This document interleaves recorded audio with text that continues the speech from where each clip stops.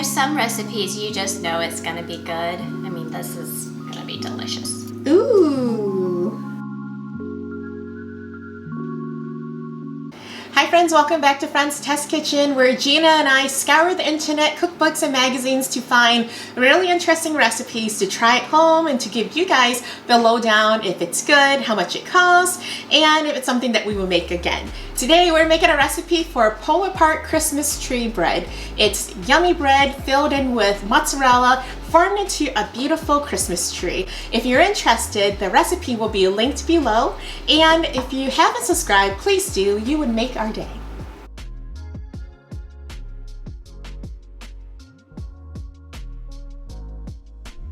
So the first thing we're going to do is flour our countertop, or a big space. And I'm gonna use a lot, because the last time we had a recipe like this, I didn't use enough and it left a huge mess. Sticky, yucky mess. We have a pound of pizza dough, and we're gonna cut it in half. So I think a pound, Kat, is about the size you make one 12-inch pizza crust with. We're gonna stretch them into as much as we can into rectangles, and then we're gonna roll them out. I did read the reviews after Gina and I went out and purchased our ingredients, and in it there were a bunch of people that said if you get the store-bought pizza dough from like Pillsbury or some other brands, especially when it's already rolled out for you in a rectangle, and I'm like, information I should have known before I went out and bought regular pizza dough, but I think that's what makes it more fun. I too bought regular fresh pizza dough, thinking fresh is always the way to go. But yeah, that's what the only thing. I know. Wow, yours is better than mine. Maybe that's the first tip, is to read the tips of the recipe and do what they say. By going out and buying or follow Gina and I and don't do the things that we do by mistake. So I think that this was a mistake already. We should have bought the pizza doughs that were already a rectangle. Okay, so it says very specifically to have 2 inches. So I took my kid's ruler, it's purple, and I'm gonna try to measure it the best I can. Okay.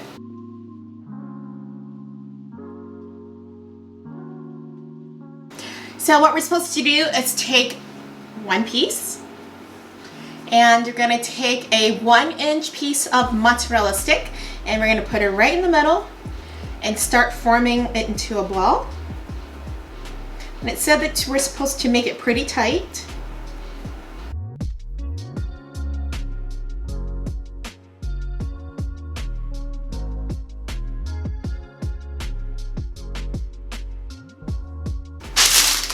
Alright, so now all the little balls are formed. I'm gonna transfer it onto my baking sheet and form my Christmas tree.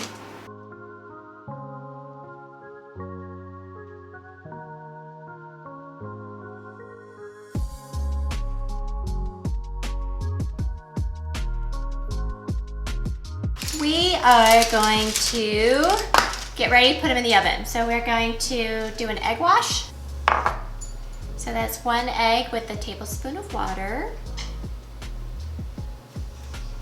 And this will help make it nice and shiny and golden brown on top. Now we got the egg wash on, it's time to put it in the oven. And after that, we have just one last step with a yummy butter topping. So we'll put this in an oven at 450, and then it should be done in about 18 to 20 minutes. Okay, I took mine out of the oven. How does yours look? Nice and toasty. I actually had to take it out a little bit earlier, like 15 minutes, because you can kind of see it really browned up. Mine too. I had mine set for 16. So just know your oven. Okay, so the last step is the herb butter. Let us show you how to do that.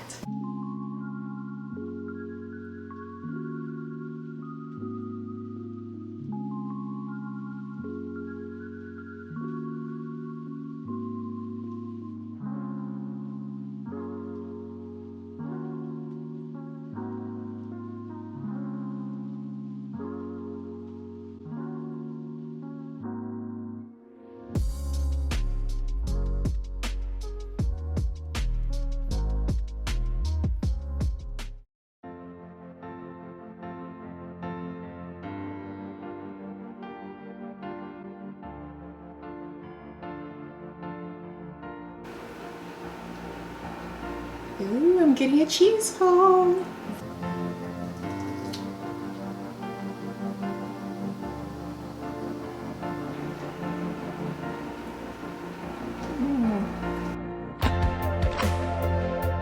Are you ready to judge this Christmas tree Polar Part bread?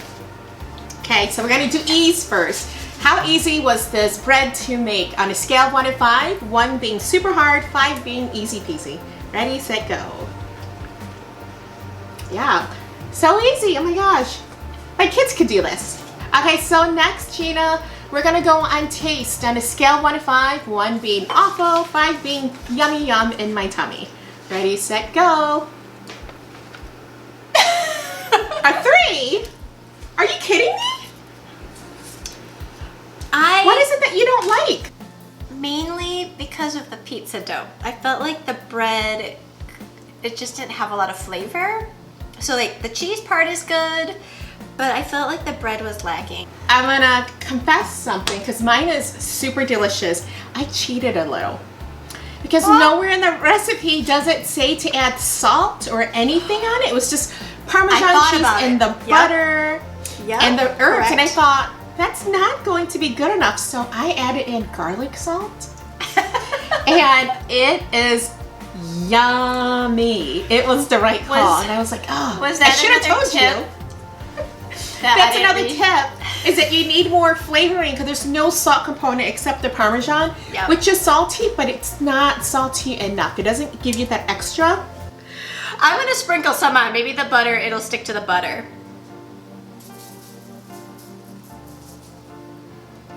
Oh, nice.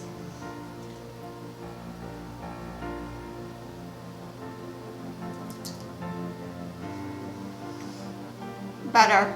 Okay, will you serve this at your Christmas get-together if you add in the addition of the garlic salt or just regular salt? I probably won't make it again. Oh my gosh, guys, it's up to you. It was definitely easy to make. If you like bread and cheese, I think with some of our couple extra tips, it would go much better the second time around. So just make sure you read our tips and don't forget to subscribe, and we will see you here next week. Bye.